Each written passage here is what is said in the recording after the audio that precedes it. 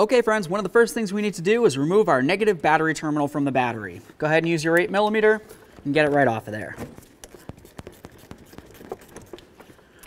Set that away so there's no way it can contact the terminal on the battery. If you were to look right down here, you're going to see a clamp. If you were to look at the other end where it connects onto the throttle body, you're going to see another clamp. You'd go ahead and loosen those up. Also, if you come right up here, you're going to see an 8mm bolt. If you loosen that up, you can take this right out. Once you have that out of the way and the clamps are loosened, you can wiggle this around. I'm going to draw it off of the throttle body right here. And I'm going to come right there, take it off of right here, remove it from the vehicle. So now that we have the intake and the little shell out of the way here, it gives us a nice clear view. You don't necessarily need to take off the shell, but I just like to have it out of the way. Go ahead and relieve your tension like that. And then I'm just going to take the belt off of the idler pulley here, and then I can let go of that. We'll get our serpentine belt tool right out of the way.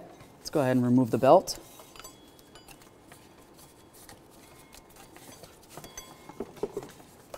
All right, now that we got the belt out of the way, let's go ahead and grab onto this little rubber boot on the back side of the alternator here, and it's going to expose a 10mm nut. Remove that nut and pull this wire aside.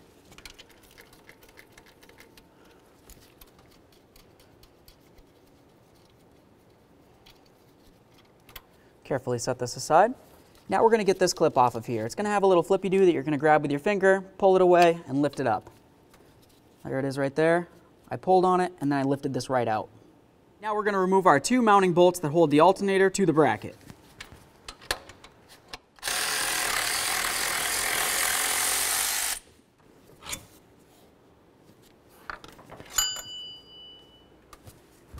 Next, we're going to use a nice long pry bar. I'm going to come in between the bracket and the alternator. See if I can pry it up and out of here.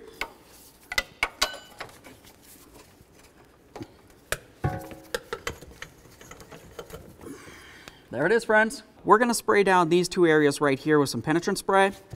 To install the new alternator, these are going to have to be moved. Take a nice little hammer and bonk on these from the back side towards the front.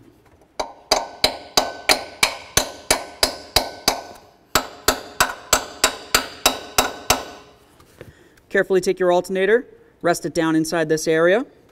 You should notice it falls right in nice and easy. The reason for that is because we pushed these ears towards the front of the vehicle. If you didn't, you're going to have an issue getting the alternator in. Take your two bolts, start them both in before you tighten either of them down.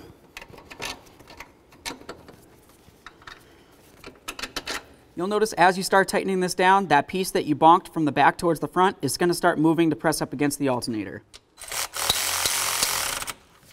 There we are.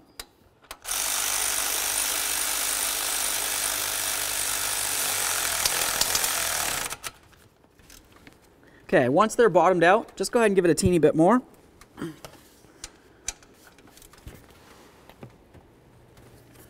Now if you were to grab onto that wire you removed off the back side of that alternator, you're going to notice it needs to be cleaned up more than likely. You definitely don't want to have it full of gunk and debris in a way that it's going to cause some sort of issue where you won't be able to charge your battery from your alternator.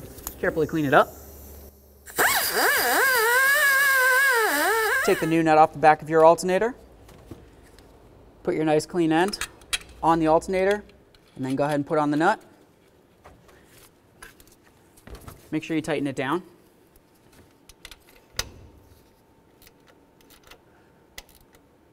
Okay.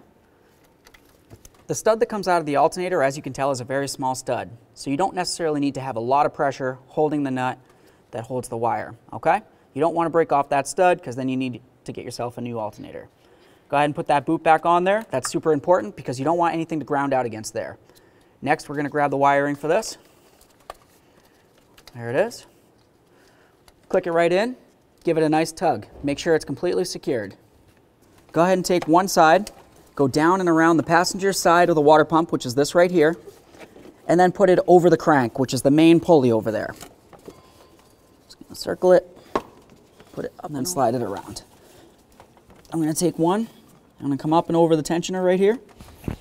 And then the other side, I'm going to bring it down and around the water pump and then underneath the power steering pump. It's going to fit right inside the ribs perfectly. Then I'm going to come up, make sure it's sitting in those ribs. There it is. Come up and over the alternator right here. This looks good. Make sure everything's situated approximately where it needs to be. That looks great. I'm going to grab my tensioner tool.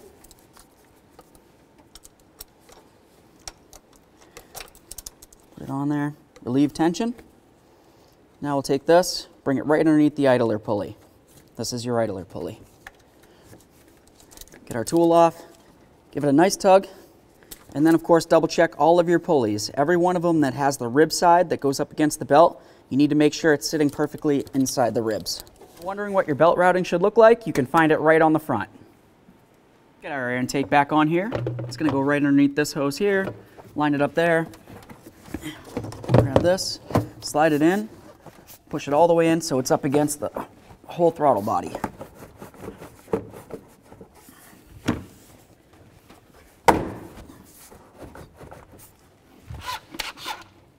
Make sure your clamps are nice and tight.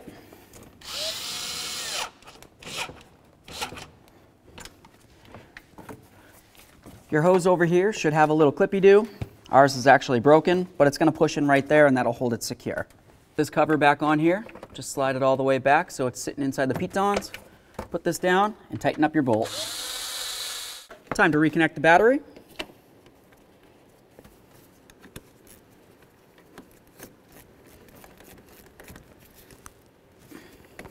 Make sure it's secure, and this cannot move around.